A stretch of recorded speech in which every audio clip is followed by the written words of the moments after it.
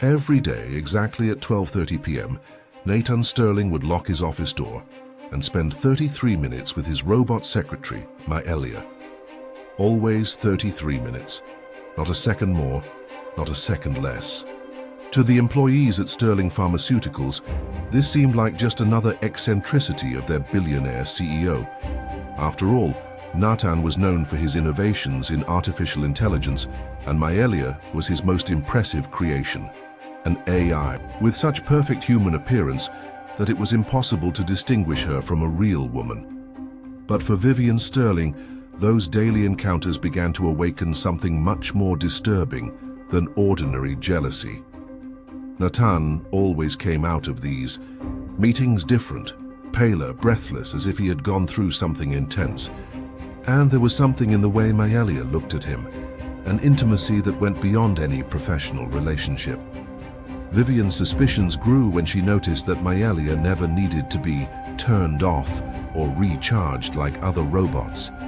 She functioned 24 hours a day, 7 days a week, but those daily 33 minutes seemed to be special, necessary, as if it were an intimate maintenance that only Nathan could perform, until one day, Vivian couldn't take it anymore.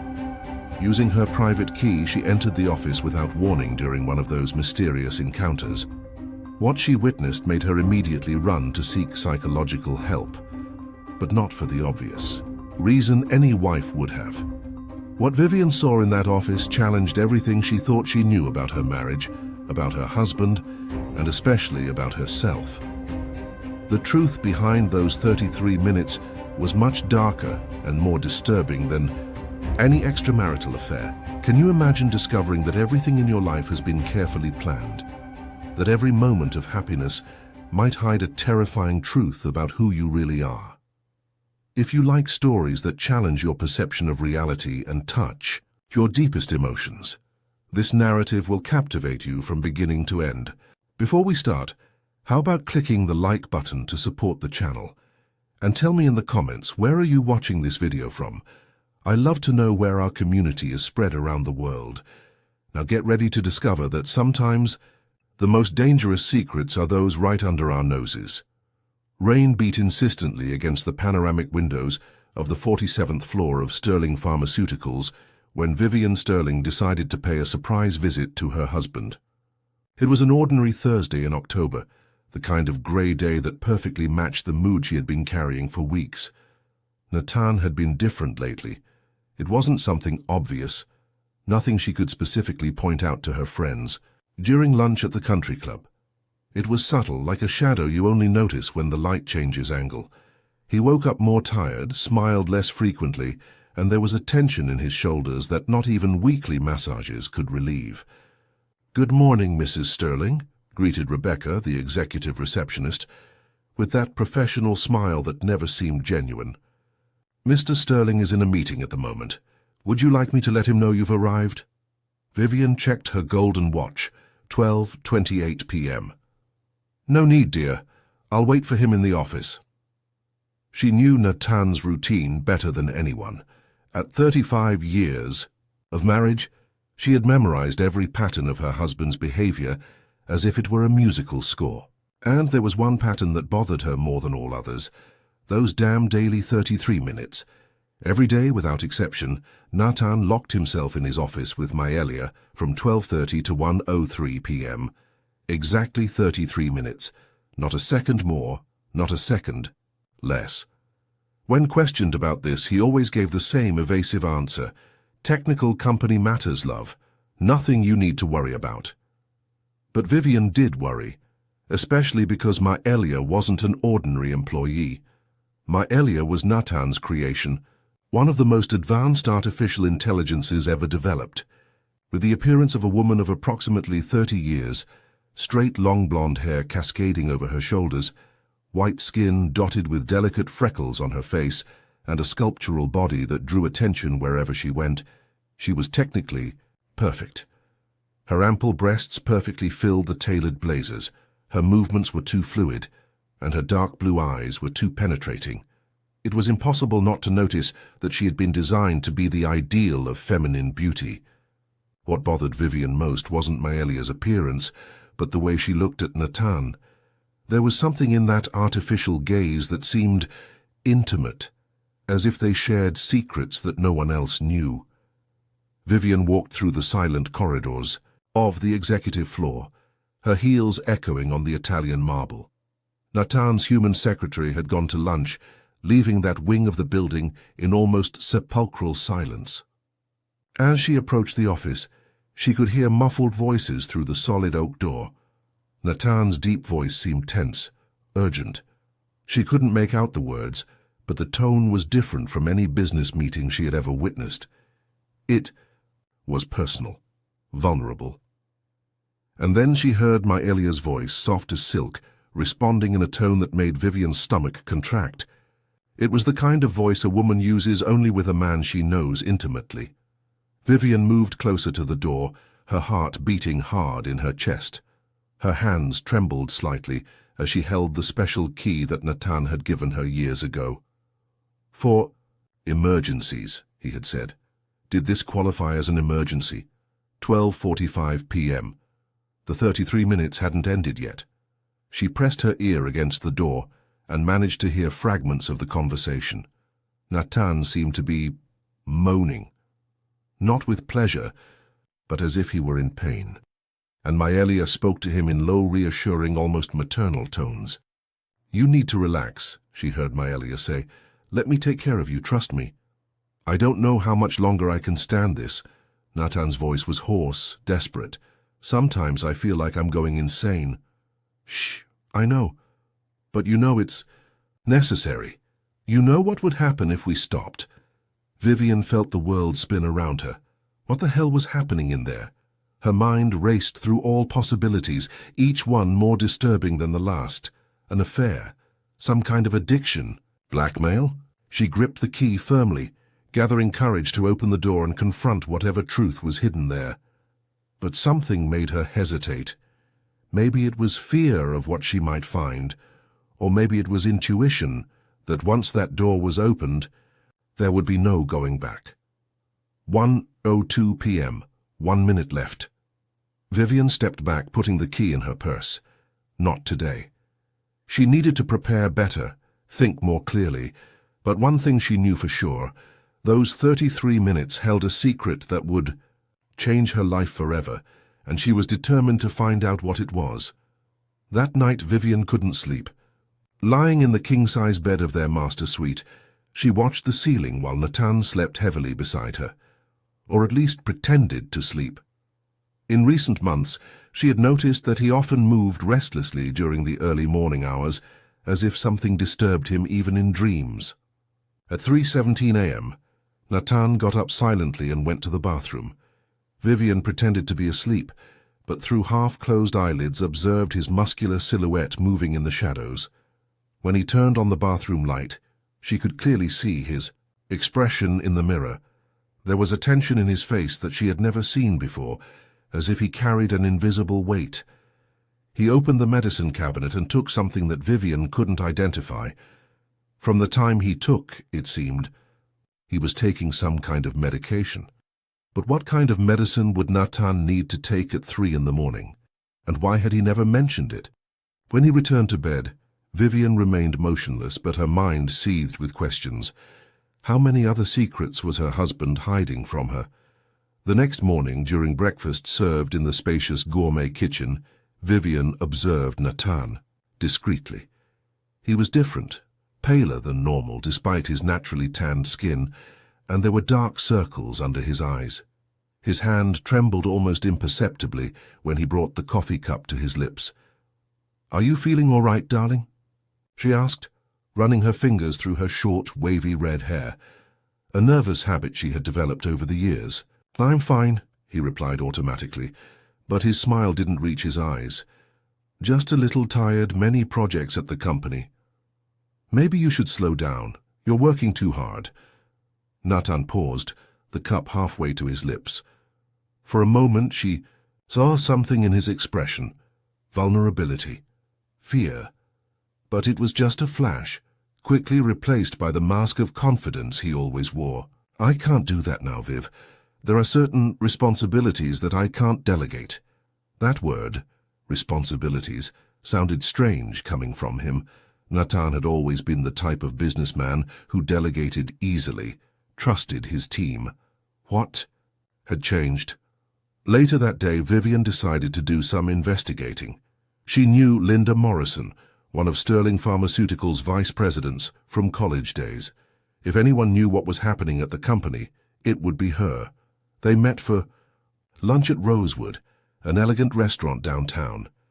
Linda was a smart, middle-aged woman who had always been direct in her conversations.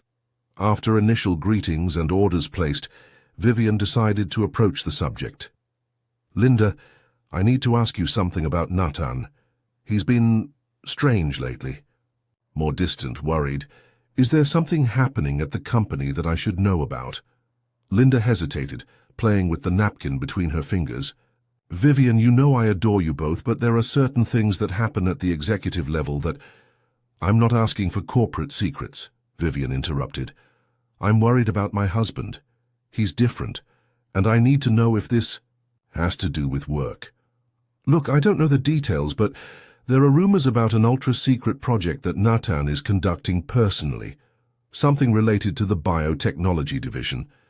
He's cancelled several important meetings in recent weeks, and when he shows up, he looks exhausted." "What kind of project?" "Nobody knows for sure. He works directly with that robot secretary of his, Maelia. Actually, that's another strange thing. She has access to files that not even some vice presidents can see." Vivian's heart raced.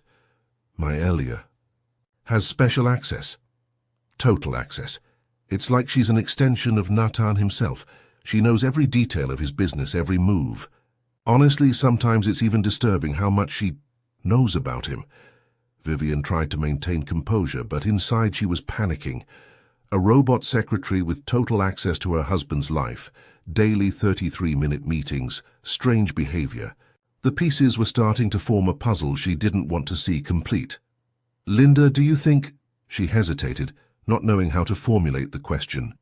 "Do you think it's possible for a man to become emotionally involved with an artificial intelligence?" Linda almost choked on her wine. "Vivian, you're not thinking that—" "I don't know what I'm thinking. I just know something is very wrong, and Maelia is at the center of it all." The two women looked at each other in silence for a moment. Finally, Linda sighed. "Viv, if you suspect something, you need to find out the truth. But prepare yourself for what you might find. Sometimes the secrets our husbands keep are more complicated than we imagine." That afternoon, driving back home in her Mercedes convertible, Vivian made a decision. No matter what she discovered, she needed to know the truth about those 33 minutes, and this time she wouldn't back down. The following Friday, Vivian executed her plan with the precision of a military operation. She knew Natan had an emergency call scheduled for 12:15 p.m. with Japanese investors, which meant he would be distracted in the minutes leading up to his meetings with Maelia. Wearing a discreet business suit, she arrived at the Sterling Pharmaceuticals building at 12:20 p.m. and went directly to the 47th floor. This time she didn't go through the main reception. Years of marriage to the CEO gave her access to executive elevators and alternative corridors that few knew about. Her heart beat hard as she approached Natan's office. Her hands sweated as she held the special key, and she had to breathe deeply several times to calm her nerves. Part of her still hoped she was wrong about her suspicions, that there would be an innocent explanation for all of this. 12:28 p.m. 2 minutes until the start of the fateful 33 minutes. Vivian hid in an empty conference room near the office and waited. Through the ajar door, she saw Maelia walking down the corridor toward Natan's office.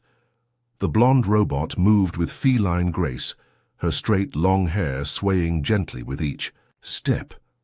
Even knowing she was a machine, Vivian couldn't deny that Maelia was absolutely stunning. What disturbed her most was the expression on Maelia's face. It wasn't the neutral face one would expect from an AI, but rather an expression of anticipation, concern. It was impossible for a machine to feel emotions, but if Vivian didn't know better, she would say Maelia seemed anxious to be with Natan. 12:30 p.m. sharp. Maelia knocked on the door and entered the office. Vivian heard the distinctive sound of the electronic lock being activated. She waited 5 long minutes before moving.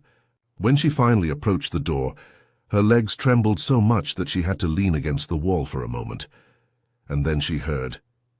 They weren't normal conversation voices. Natan was clearly in agony, his breathing heavy and irregular. He was moaning, but not with pleasure. It was the sound of someone struggling against intense pain. "It's getting worse," she heard Natan say, his voice hoarse and desperate. "I don't know how much longer I can stand it." "I know," Maelia replied, her voice surprisingly soft and full of compassion. "But you need to be strong. We're almost finished with the calibration." "Calibration?" Natan's voice was weak. "Sometimes I feel like I'm losing my sanity. The pains are getting more frequent, and when I'm not here with you—" "Shh, let me take care of you. You know it's the only way." Vivian pressed her ear closer to the door. What the hell did calibration mean? And what pains was Natan feeling? Then she heard something that made her blood freeze in her veins. A low mechanical sound like machines being turned on, followed by a muffled scream from Natan. "Sorry," Maelia murmured. "You know I have to do this." "I know," Natan replied between heavy breaths. "Just be quick." More mechanical sounds. Natan was clearly suffering, but he wasn't protesting. It was as if he knew it was necessary, even though it was painful. Vivian couldn't take it anymore. With violently trembling hands, she inserted the key into the lock and turned slowly, trying not to make noise. The door opened silently. What Vivian saw on the other side made her question her own sanity. Natan was lying on a kind of medical table that had materialized in the middle of the office, a table that definitely wasn't there before. His muscular chest was bare, connected to cables and sensors that pulsed with blue lights. His face was contorted with pain, sweat running down his forehead, his beard damp with perspiration. Maelia was beside him, but she was no longer just an attractive secretary. Her hands had transformed into precise medical instruments, with microscopic needles and scanners that moved over Natan's body with robotic efficiency. Her dark blue eyes glowed with an intense artificial light, as if processing enormous amounts of data. But the most shocking thing wasn't Maelia's transformation or even Natan's state. It was what she saw on the holographic monitors floating around the table. Vital charts showing something impossible. Natan's heart had stopped completely. His brain activity was dropping rapidly. By all medical parameters that Vivian knew from her nursing days, her husband was dying. And Maelia was documenting every second of the process. Time elapsed, 17 minutes, Maelia announced in a clinical voice, initiating resuscitation protocol in 10, 9, 8. Vivian gripped the door handle so tightly that her knuckles turned white. Her husband was dying every day, and that machine was saving him? 3, 2, 1. Protocol activated. A blue electrical discharge passed through the cables connected to Natan. His body arched violently, and then his eyes opened abruptly. He breathed deeply, like someone who had been underwater for too long. "Vital status restored," Maelia announced, her hands slowly returning to normal human form. "You're safe for another 24 hours. Natan sat up slowly on the table, still breathless. "Thank you," he murmured. "I don't know what I'd do without you." Vivian backed away slowly, closing the door silently. Her legs barely supported her as she walked down the corridor, her mind trying to process the impossible.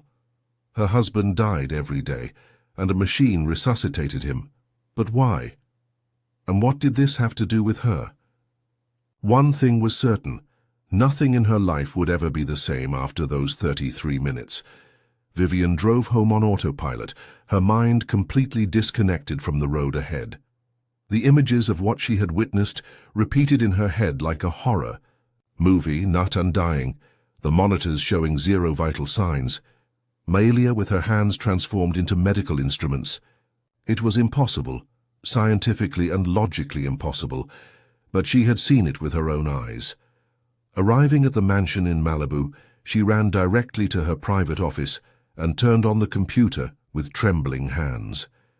If there was an explanation for what she saw, she needed to find it. As a former nurse, Vivian had enough medical knowledge to know that no one can die and be resuscitated daily without devastating consequences for the body and mind. She began researching experiments with artificial intelligence, advanced biotechnology, anything that could explain the impossible. Hours passed without her finding anything remotely similar to what she had witnessed. Then, by chance, her fingers typed something that made her heart stop. Military Project Genetic Experiments 90s. The first page that appeared talked about Project Genesis, an ultra-secret military program that had been officially terminated in 1995. According to information leaked by a former employee, the project involved genetic modification in orphaned children, trying to create soldiers with superhuman abilities. Vivian felt a chill run down her spine. Nathan had been adopted as a child. He had always been vague about his origin, saying only that his biological parents died in an accident when he was 5 years old. She continued reading, and each new piece of information left her more disturbed. Project Genesis wasn't limited to creating super soldiers. There was a specific division focused on human biological agents, people who were genetically modified to serve as living weapons. "It can't be," she murmured to herself, but something deep in her stomach said otherwise. Her phone rang, startling her. It was Nathan. "Hi, love. Where are you? I got home and didn't find you." Vivian tried to keep her voice steady. "I'm in my office, just organizing some things. Are you feeling all right?" A long pause. "Why? Do you ask?" "I don't know. You seemed kind of strange this morning, worried." "I'm fine, Viv, just tired. I'm going to take a shower and then we'll talk, okay?" After hanging up, Vivian realized her hands were shaking again. Nathan's voice sounded normal, but she couldn't get the image of him dying on that table out of her head. She needed more information, and she knew exactly where to find it. 2 hours later, Vivian was sitting in Dr. Elena Mitchell's office, a psychiatrist she had met at a charity event. Eleanor was known for her discretion and for working with unusual cases. "Vivian, you look disturbed," the doctor observed, an elegant middle-aged woman with graying hair. "What brought you here today?" "Dr. Mitchell, I need to ask a hypothetical question. Is it possible for someone to be genetically programmed, modified in some way to have certain characteristics or behaviors?" Eleanor raised an eyebrow. "That's a very specific question. Why do you want to know?" Vivian hesitated. How to explain without sounding completely crazy? "Let's say I discovered something about my husband that defies everything I thought I knew about medicine and science, and now I'm questioning, well, about myself too." Genetic modification in humans isn't science fiction, Vivian. It's existed for decades, although it's highly regulated. But you're talking about something different, aren't you? Something more profound. Vivian nodded slowly. "Doctor, is it possible for two people to be compatible in a way that goes beyond normal, as if one were designed specifically for the other?" Elena leaned forward, interested. "You're describing something that sounds like targeted biological engineering, theoretically possible, but would require decades of planning and immense resources. Why do you ask?" "Because I think my marriage wasn't a coincidence." The words came out before Vivian could contain them. Eleanor observed her carefully. "Tell me about how you met." Vivian closed her eyes, remembering. "It was 15 years ago, at a hospital where I worked as a nurse. Nathan arrived with a crisis of, well, we never could determine exactly what it was. Extreme pains, irregular vital signs. I was the nurse responsible for him, and somehow my presence calmed him. The doctors said it was unusual that patients rarely responded so well to a specific professional. And after. He stayed hospitalized for a week. Every day when I arrived for my shift, he improved. When I left, the symptoms returned. It was Magnetic. As if there was a connection that neither of us could explain. Elena made some notes. And the marriage happened quickly. 6 months later. Everyone said it was a fairy tale, the humble nurse marrying the young billionaire, but now, she paused, now I'm wondering if it was really love, or if there was something more sinister behind it all. Vivian, are you insinuating that your relationship was orchestrated by someone? I don't know what I'm insinuating. I just know I discovered things about Nathan that don't make sense, and now I'm questioning everything, including my own role in his life. Elena remained silent for a long moment, processing the information. If your suspicions are correct, she said finally, you might be in danger. People who discover truths about secret experiments rarely remain safe. Vivian felt her blood freeze. What are you saying? I'm saying that if someone was capable of genetically manipulating two people to be compatible, they certainly have resources to ensure that this discovery doesn't come to light. At that moment, Vivian's phone rang. It was a text message from an unknown number. We know you saw. We need to talk. Midnight, Pier 47, come alone. The two women looked at each other in silence. The truth Vivian was seeking was finally coming. To her. But was she prepared for what she would discover? At 11:45 p.m., Vivian was driving through the deserted streets toward Pier 47, her heart beating like a war drum. She had left Nathan sleeping, or at least pretending to sleep. Lately, it was hard to tell the difference. Before leaving, she had watched him for a few minutes, looking for signs that he knew about her discovery. But his face remained serene, almost childlike in sleep. The pier was shrouded in fog, the yellow lights from the posts creating mysterious halos in the darkness. Vivian parked the car and walked slowly toward the end of the wooden structure, her steps echoing in the silence of the night. The smell of salt and seaweed filled the air, mixed with the hypnotic sound of waves hitting against the pillars. She wasn't alone. A figure emerged from the shadows near the end of the pier. It was a middle-aged man, thin, wearing a dark overcoat that swayed with the sea breeze. Even in the dim light, Vivian could see he had intelligent eyes and a grave expression. "Mrs. Sterling," he said, his voice carrying a slight accent she couldn't identify. "Thank you for coming." "Who are you?" Vivian asked, keeping her distance. "How do you know I saw that?" "My name is Dr. Marcus Webb," he replied, approaching slowly. "And I know because I was the one who created the protocol you witnessed today." Vivian felt her legs weaken. "You created, what?" "The procedure that keeps your husband alive. The 33 minutes he spends daily with Maelia aren't just medical treatment, Mrs. Sterling. They're the only thing preventing the self-destruction mechanism in his DNA from activating permanently." "Self-destruction mechanism." Vivian's voice was barely a whisper. Dr. Webb sighed deeply. "Your husband is a product of Project Genesis, a military experiment I conducted more than 25 years ago.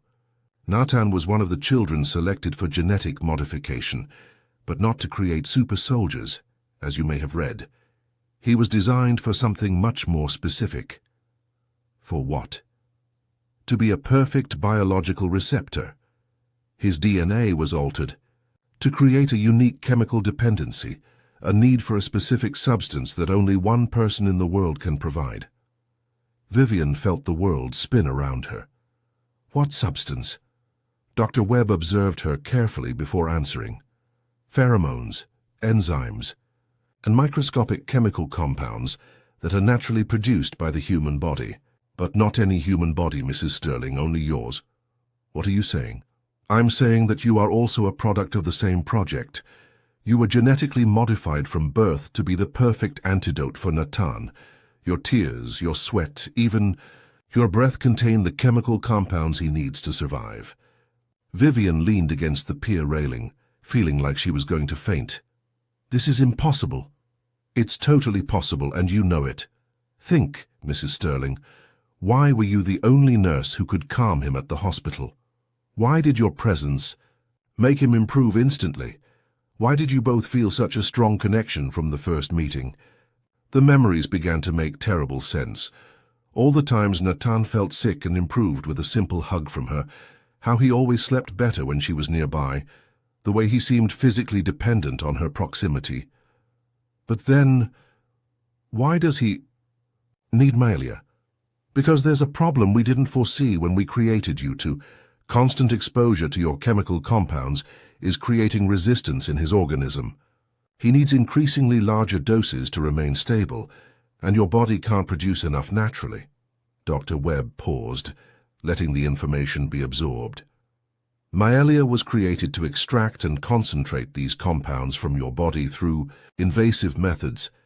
Every time you touch, every time you make love, every time you cry in his arms, Maelia is monitoring and collecting data about the chemicals you produce. My God, Vivian whispered, horror growing in her voice. She's using me as a drug factory? Not exactly. She's studying you to create a synthetic version of the compounds. But the process is slowly killing Natan. Each day that passes, he needs more. Each day the time between doses decreases. And what happens when your body can no longer produce enough, or when he develops complete resistance? Dr. Webb looked at her with a somber expression. Natan will die. And you probably will too. Why? Because you were created as a symbiotic system. One cannot survive without the other for very long. You must have noticed changes in yourself lately. Fatigue, irritability, strange sensations. That night, Vivian drove through the empty streets of Los Angeles like a possessed woman, constantly checking the rearview mirror to make sure she wasn't being followed.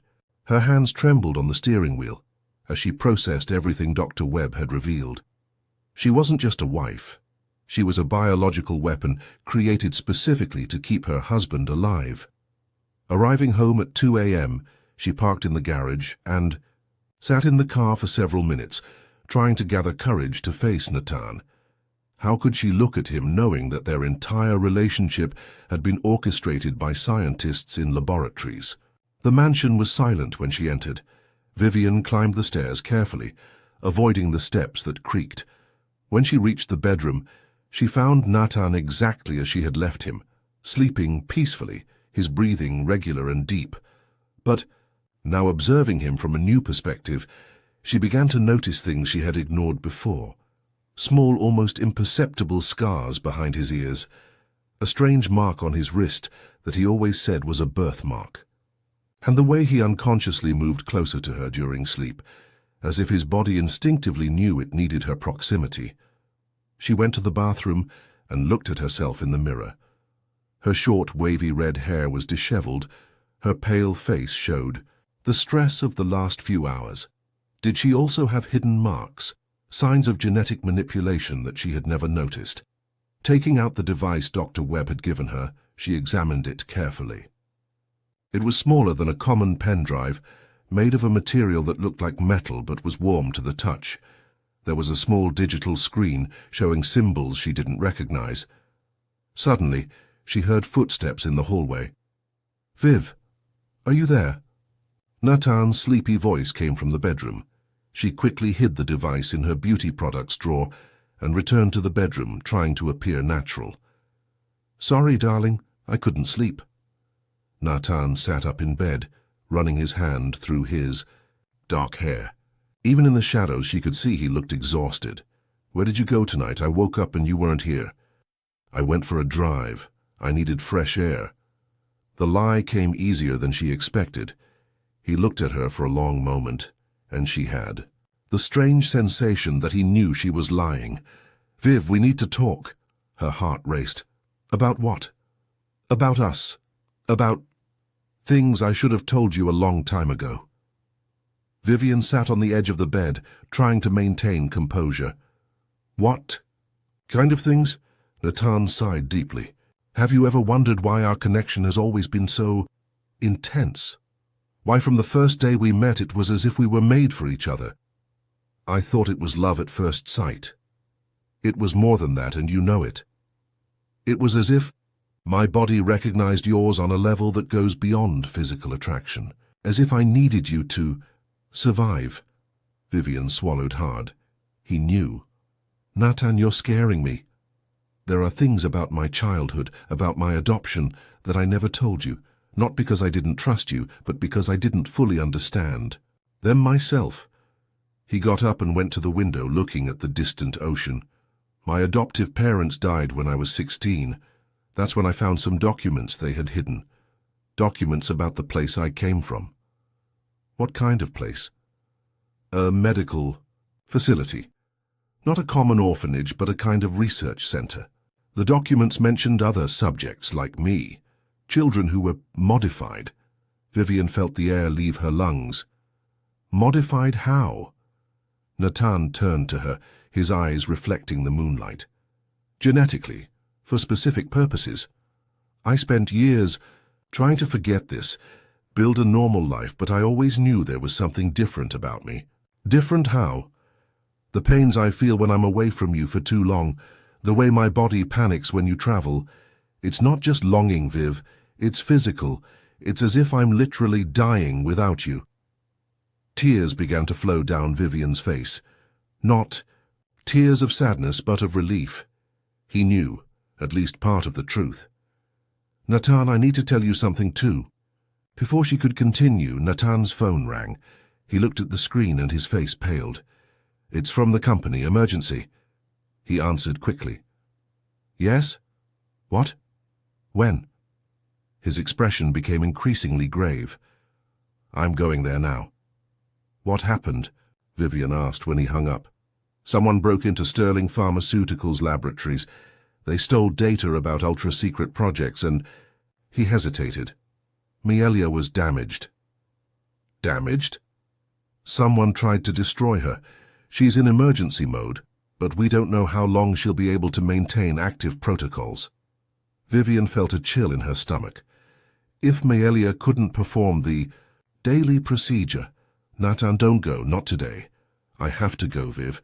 If the data about Mielia was compromised, the entire company is at risk, and if she can't...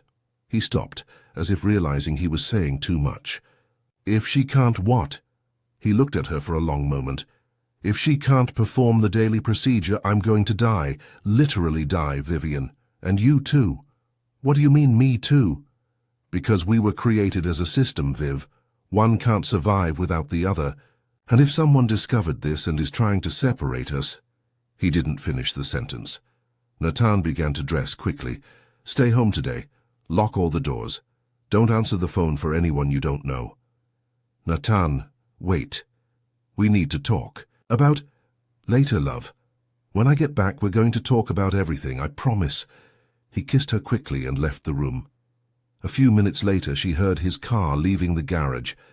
Vivian was alone in the room, the weight of truth pressing on her chest.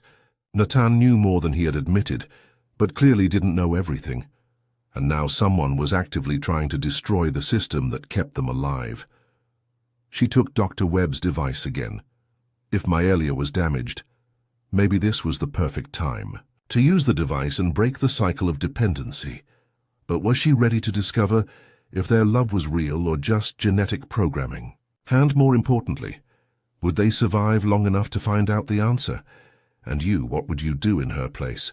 Would you use the device, risking discovering that the love of your life was just a scientific illusion? Comment below. I want to know your opinion. Vivian spent the entire morning pacing around the house like a caged animal, Dr. Webb's device burning in her hands like a time bomb. Every time she looked at it, she felt a mix of hope and terror. Did she really have the courage to use something that could destroy everything she knew about her marriage? At 11:30 a.m., her phone rang. It was an unknown number. Mrs. Sterling? A female voice, soft but urgent. You don't know me, but my name is Sarah Chen. I was Dr. Webb's assistant. Vivian felt her heart accelerate. Was? They took him last night. We don't know where he is, but before disappearing, he gave me specific instructions to contact you. What kind of instructions? He said you would have the genetic liberation device, and that today would be the perfect day to use it, since Mielia is out of operation. But Mrs. Sterling, there's something else you need to know. Vivian sat heavily on the sofa. What? The attack on the laboratories wasn't random. It was coordinated by someone inside Sterling Pharmaceuticals itself, someone who knows about the project and wants you both to remain dependent on each other. Who? We can't talk over the phone. Meet me at Griffith Observatory in an hour. Come alone and bring the device. The call ended before Vivian could respond. An hour later, she was standing on the observatory's observation platform, looking at the city of Los Angeles stretching below. Sarah Chen was an Asian woman of about 30 years, wearing glasses and a lab coat under a casual jacket. Mrs. Sterling, thank you for coming. We have little time. Who attacked the laboratories? Damien Cross. Vivian felt like she had been punched in the stomach. Nathan's brother. He's not just Nathan's brother, Mrs. Sterling. He's another product of Project Genesis. But unlike you two, he wasn't created to be dependent. He was created to be a controller. A controller. Genetically modified to produce substances that can influence the behavior of other project subjects. Basically, he can manipulate you both biochemically. Vivian leaned against the railing, feeling dizzy. For how long? Since you met. Damien orchestrated your encounter at the hospital. He worked there for a brief period, exactly when Nathan was hospitalized. He was the one who ensured you were assigned as his nurse. My God, our entire marriage was a controlled experiment. Damien wanted to see how far he could take the dependency between you two. And it worked so well that he convinced the original project financiers to continue the experiment on a large scale. What experiment? Sarah took a tablet from her pocket and showed it to Vivian. On the screen were images of dozens of couples, all looking young and healthy. Other pairs like you, genetically created to be dependent on each other. Damien wants to create a new human species, people who literally cannot betray or abandon their partners because they would die if they did. That's monstrous. It's modern eugenics, and you and Nathan are the perfect prototypes. If you continue stable, he plans to expand the program globally. Vivian looked at the device in her hands. And if I use this, you'll become free, but you'll also become a threat to the entire project. Damien can't allow you to prove that it's possible to break the dependency. So he's going to try to kill us? He's already trying. The attack on Maelia wasn't to destroy her, it was to force you into a crisis. Without the daily procedure, you'll start dying slowly. Damien wants you to come to him begging for help. Vivian felt anger burning in her chest. And Nathan? Does he know about Damien? No, Nathan always believed that Damien was just a younger brother who was lucky not to inherit the family's health problems. He has no idea that Damien has been controlling his entire life. Where is Nathan now? Sarah checked her phone. According to our contacts, he's at the laboratories trying to repair Maelia. But Mrs. Sterling, that's exactly what Damien wants. While Nathan is distracted, Damien can implement the next phase of the plan. What next phase? He wants you to get pregnant. Vivian felt the world spin. What? A child from you two would be the perfect specimen, born with genetic dependency already programmed. She would be the first member of a new generation of genetically controlled humans. But I can't get pregnant, we tried for a year, because Damien controlled that too. He manipulated your biochemistry to prevent pregnancy until it was convenient for the project. But now he's ready for the next phase. Sarah showed another image on the tablet. It was of Maelia, but not the damaged version Vivian expected to see. This Maelia was completely functional, in a different laboratory. Maelia wasn't destroyed. She was transferred to a secret facility where Damien is modifying her programming. When Nathan gets there today, he'll find a version of Maelia that has been programmed to impregnate you. That's impossible. Not for an AI with advanced medical capabilities. Maelia can perform artificial insemination using genetic material that has been collected and modified over the years, and she can do this during the normal 33-minute procedure without Nathan noticing. Vivian gripped the device so tightly that her knuckles turned white. So if I don't use this today, you'll be forcibly impregnated, and your child will be the first of a new species of genetically enslaved humans. And if you use the device, Nathan and I might die during the genetic liberation process. Exactly. You have an impossible choice, Mrs. Sterling. Risk your lives for freedom or accept being a breeder in a global genetic experiment.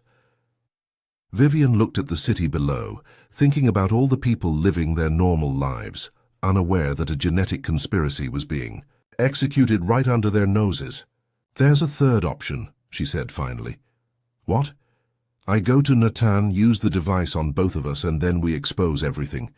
Damien, the project, everything. Mrs. Sterling, that's very dangerous. If the genetic liberation process fails, then at least we'll die as ourselves, not as laboratory experiments. Vivian put the device in her purse and began walking toward the car. Mrs. Sterling, wait, she turned. Thank you for telling me the truth. Now I'm going to save my husband. As she drove toward the laboratories, Vivian knew she was heading into the most dangerous confrontation of her life. But for the first time in weeks, she felt truly alive. It was time to find out if their love was real or just programmed chemistry, and if it was real, maybe it was strong enough to survive the truth. Vivian drove through the streets of Los Angeles with a determination she hadn't felt in years.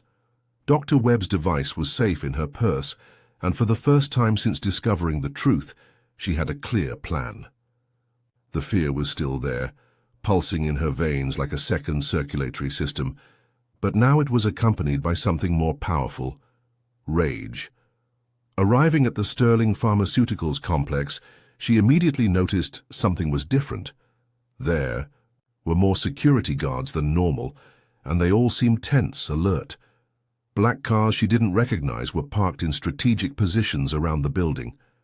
Mrs. Sterling greeted the entrance security guard, but his smile seemed forced. Mr. Sterling is expecting you in the underground laboratory. Underground laboratory? Vivian frowned. Since when do we have an underground laboratory? Sorry, ma'am, that was my mistake. He's in the laboratory on the 45th floor. Vivian nodded, but something in the man's expression alerted her. She knew that building like the back of her hand. After 15 years of marriage, and she had never heard of underground facilities, in the elevator she pressed the button for the 45th floor, but at the last second she also pressed the basement button. If there really was an underground laboratory, she wanted to see it. The elevator descended beyond the parking garage, stopping at a level she didn't even know existed.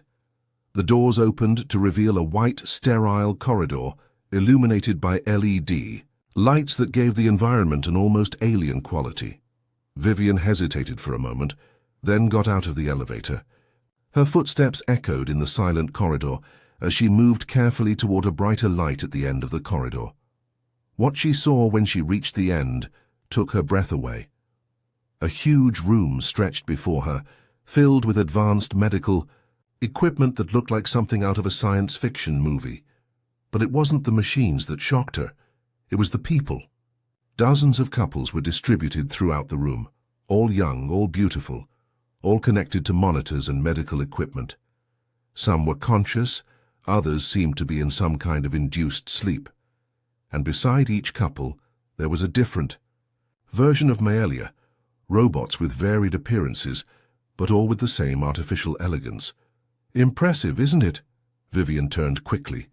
Damien Cross was standing behind her, smiling with an expression that mixed pride and something much more sinister. Damien, what is this place? This is the future of humanity, Vivian. May I call you Vivian? After all, we're practically family.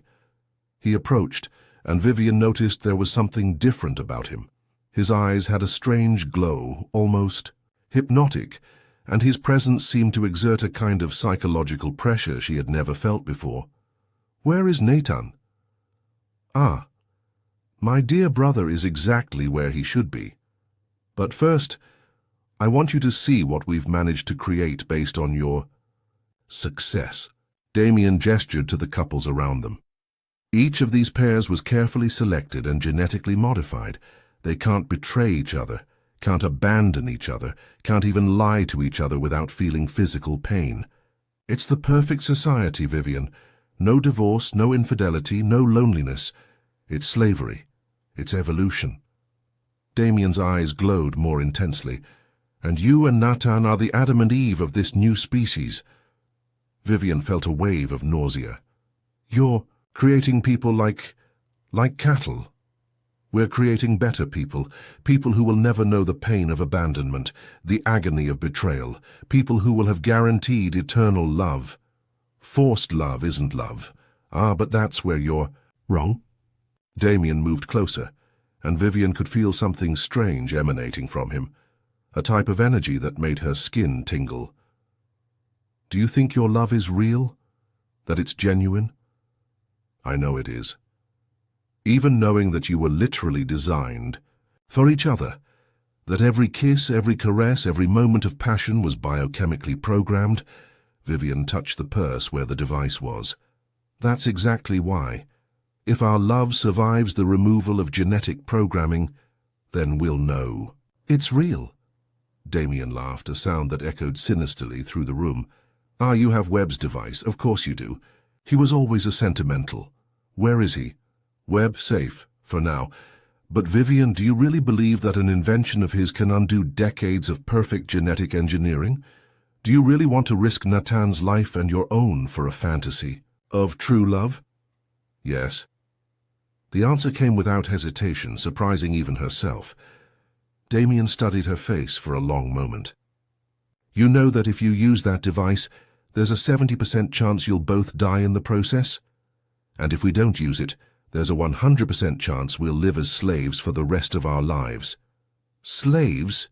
Damien seemed genuinely confused. You're happy. You love each other. You have a perfect life. Built on lies. All lives are built on lies, dear. The difference is that your lies are beautiful. Vivian began to back toward the elevator. Where is my husband, Damien? Where do you think he is? With his dear Maelia, of course, going through his daily 33 minutes. Although today will be a bit different. Vivian's heart froze. What did you do? Maelia is executing a small modification to her protocol today. A modification that will ensure you both never think about using genetic liberation devices again. What kind of modification? Damien smiled, and for the first time, Vivian saw the true evil behind those eyes. Let's just say that in approximately 9 months you'll have a very special reason to stay connected. A small reason with both your DNA and some special improvements. You wouldn't dare. I already dared. At this exact moment, Nathan is being prepared to fertilize an egg that has been carefully modified with the best of both of you. Your future child will be the first of a new generation, born already with genetic dependency activated. Vivian ran toward the elevator, but Damien was faster. He blocked her path, and when he touched her, she felt a wave of lethargy passing through her body. You won't stop this, Vivian. In fact, you're going to help. Never. Oh, but you will, because if you don't help, your dear Nathan will die during the procedure, and then you'll die too, slowly, painfully, alone. Vivian fought against the feeling of weakness spreading through her limbs. Whatever substance Damien was producing, it was affecting her nervous system. The choice is yours, dear sister-in-law. Accept your role in the new world order, or watch while everything you love is destroyed. With the last thread of strength she had, Vivian managed to take the device from her purse. Then I choose the third option. Before Damien could react, she activated the device. The device emitted a pulse of blue light that spread through the room like an electromagnetic wave. Damien screamed and pulled away, his hands covering his eyes as if the light burned him physically. The monitors around the experimental couples began to flicker erratically, and shrill alarms filled the air. "What have you done?" Damien roared, but his voice sounded different, weaker, desperate. Vivian felt intense pain coursing through her body, as if every cell was being rewritten. Her legs gave out and she fell to the floor, the device rolling away from her hands. Through the agony, she could see that the couples around the room were going through the same experience, some waking up confused, others screaming in pain. "You don't understand what you just did." Damien approached, staggering, but something was clearly wrong with him too. His skin seemed to be losing color, and his hands trembled uncontrollably. "I freed them," Vivian murmured between waves of pain. You killed them, and yourself too. But then something extraordinary happened. The pain began to diminish, and Vivian felt something she hadn't felt in years, a sensation of being complete by herself. The desperate need, the feeling of emptiness when she was away from Natan, simply disappeared. She stood up slowly, looking around. The couples in the room were standing up too, looking at each other with expressions of confusion and strangely relief. "It's not possible," Damien whispered. "The device shouldn't work. Webb didn't have access to the complete genetic codes." "Maybe he knew more than you thought." Vivian turned to see Dr. Marcus Webb entering the room, supported by Sarah Chen. He looked injured but alive. "Dr. Webb, how did you—" "I escaped a few hours ago, and I arrived just in time to see you use the device." He smiled weakly. "It worked exactly as we expected." "Expected?" Damien looked increasingly pale. "You planned this?" Dr. Webb looked at Damien with an expression that mixed pity and disgust. "Damien, there's something you never knew about. Yourself. Something we hid from you from the beginning. What are you talking about? You're not a controller, my son. You're the biggest experiment of all." Damien backed away, shaking his head. "No, I command this project. I created all of this."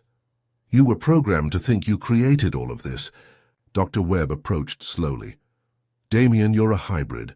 Part human, part artificial intelligence. We implanted AI chips in your brain when you were a child. That's impossible. Your ability to produce biochemical substances to control others, that doesn't come from genetic modification. It comes from cybernetic implants. Your obsession with control, your lack of real empathy, your need to create perfect order. All AI programming." Vivian watched Damien crumble before her eyes. "So, I'm not real. You're real, Damien, but your thoughts, your desires, your motivations were all programmed. And the device Vivian just used doesn't just free genetic dependencies, it also deactivates cybernetic implants." As if to prove Webb's point, Damien suddenly staggered and fell. His eyes, which had previously glowed with that artificial light, now looked normal, human, confused. I don't understand. Why did you do this to me?" Dr. Webb knelt beside him. "Because we needed someone to execute the project without questioning its morality. Someone who would genuinely believe they were creating something better for humanity." "But why are you telling me this now?" "Because the real experiment was never to create genetic dependency in couples." Dr. Webb looked at Vivian. "The real experiment was to see if genuine love could overcome any type of programming, genetic or cybernetic." Vivian felt her world turn upside down again. "What do you mean?" "Vivian, you and Natan were never genetically modified to be dependent on each other." "What?" "You were genetically modified to be resistant to manipulation. You were created to be immune to the types of control that Damien tried to exercise. So, our love is completely real, always was. You fell in love despite all the obstacles we put in your way, not because of genetic programming. But Natan's pains, the physical dependency, effects of Damien's implants, he was literally poisoning you both slowly, creating artificial dependency. Maelia wasn't saving Natan.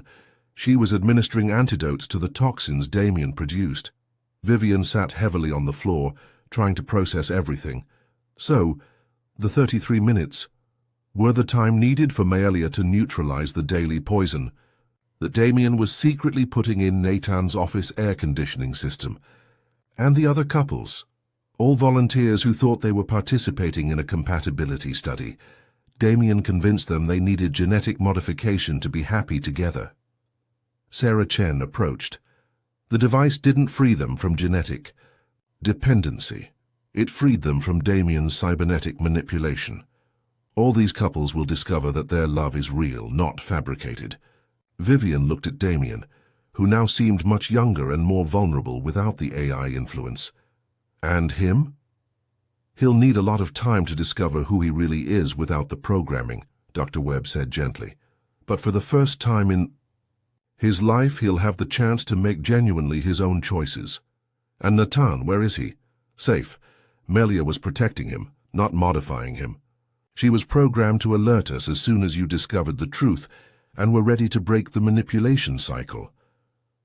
As if summoned by her words, Natan appeared at the room's entrance, accompanied by Melia. He looked confused, but healthy. Viv. What? Where are we? Vivian ran to him, and when they embraced, she felt something wonderful. The same love, the same connection, the same passion they had always felt, but now without the shadow of desperation. It was pure love, not programmed need. We're free, she whispered in his ear. Finally, we're really free. Free for what? She looked into his eyes, seeing the man she had chosen to love without any external influence. Free to choose to love each other every day, not because we have to choose, but because we want to. And for the first time in their lives, they kissed, knowing that kiss was completely, genuinely theirs. 3 months later, Vivian was sitting on the porch of their new house, a smaller, cozier property in Monterey, away from the hustle and bustle of Los Angeles and the dark memories of the Malibu mansion. The sun was setting over the Pacific Ocean, painting the sky with golden and pink tones that seemed more vibrant than she remembered seeing before. Natan approached from behind her, placing a cup of hot tea in her hands and gently kissing the top of her head.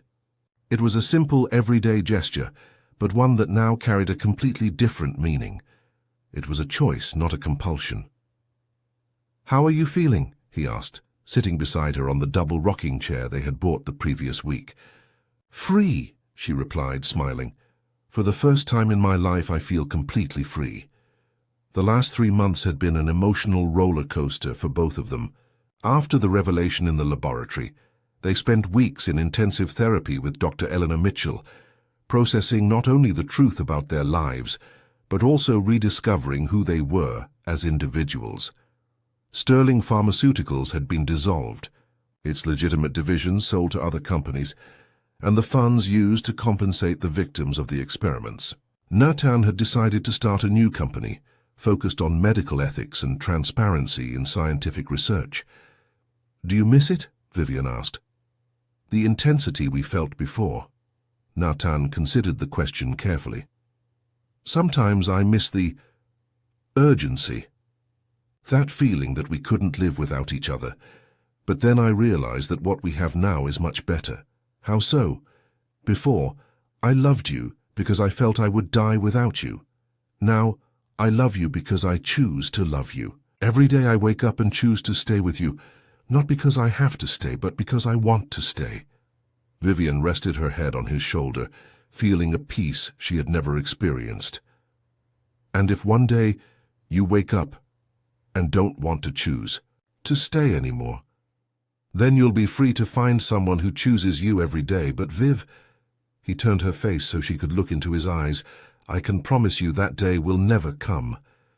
Not because I'm programmed to love you, but because you're genuinely the most incredible person I've ever met." They sat in comfortable silence for a few minutes, watching the waves crash against the rocks below. "Did you hear that Damien started therapy?" Natan mentioned casually. "Sarah told me. How is he?" "Better. Dr. Webb said that without the AI programming, he's discovering he has a completely different personality. Kinder, more empathetic. He even asked to see us when we're ready." "And are you ready?" "Not yet, but maybe someday." He was also a victim of all this in a different way. Vivian nodded. She had spent a lot of time processing her anger toward Damien, but Dr. Webb was right. He had also been manipulated, perhaps even more than them. And the other couples from the laboratory? Most are doing well. Some discovered they really loved each other without the artificial influence. Others, well, some separated but amicably. At least now they can make real choices. Vivian's phone rang, interrupting the moment. It was Sarah Chen. "Hi, Sarah. How are things?" "Vivian, I have news. We managed to track down more facilities from the original project. There are at least 50 other people who were affected by the experiments over the years. We're organizing a rehabilitation program. That's wonderful. Do you need help? Actually, yes. Nathan and you have become symbols of hope for these people. You proved it's possible to break free and still maintain a genuine relationship. Some of the victims would like to talk to you. Vivian looked at Nathan, who had heard the conversation.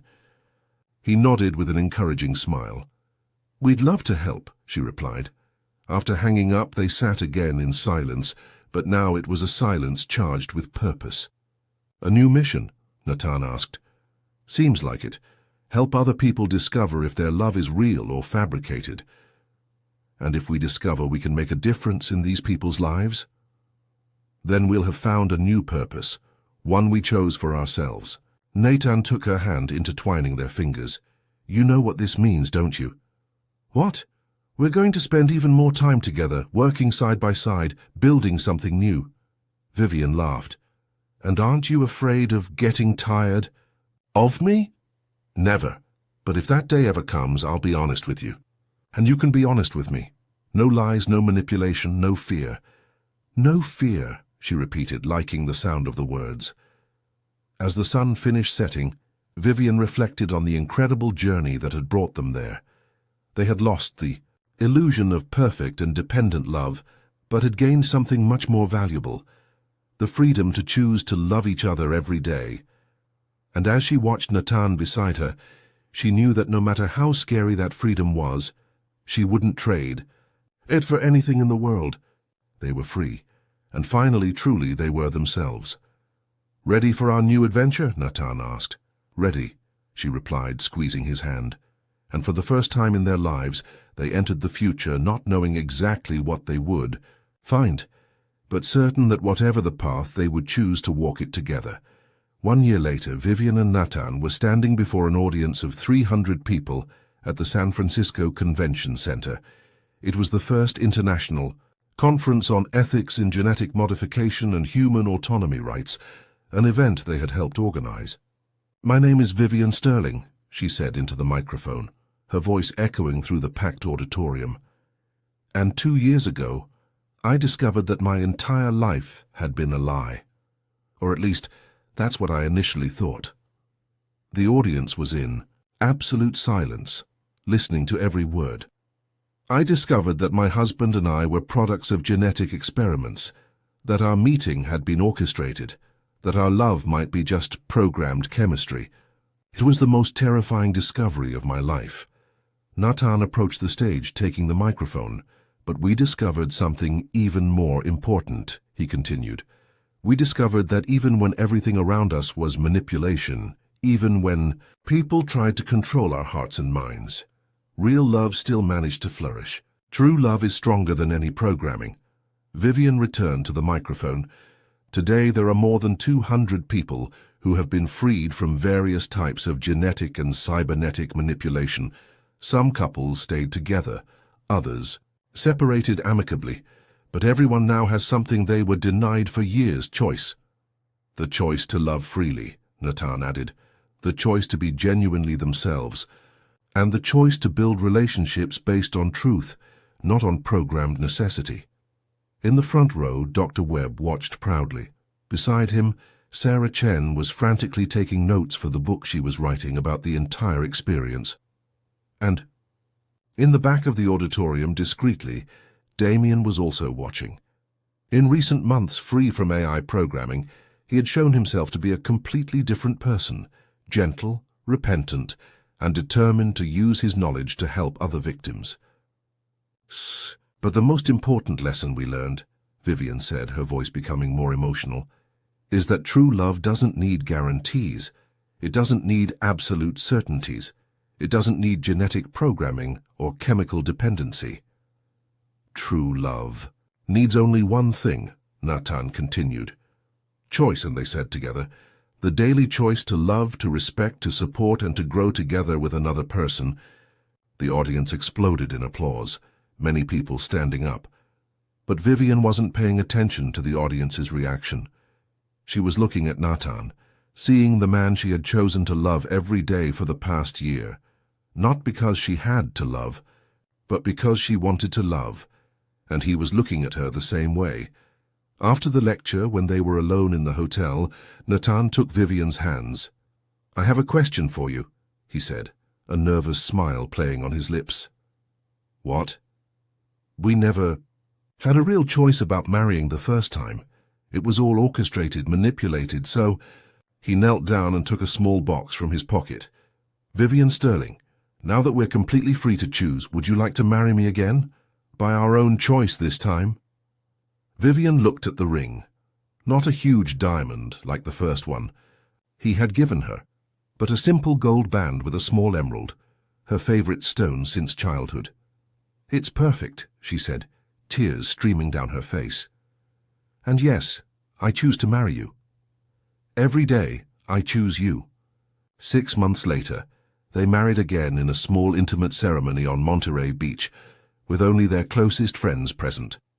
Dr. Webb conducted the ceremony. Sarah was Vivian's maid of honor, and surprisingly, Damien was Nathan's best man, a symbol of forgiveness and second chances.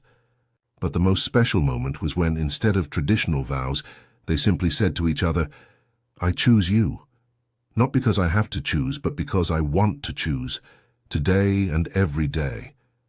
And as the sun set over the ocean, two people, who had been created as scientific experiments, danced their first dance as a truly free couple.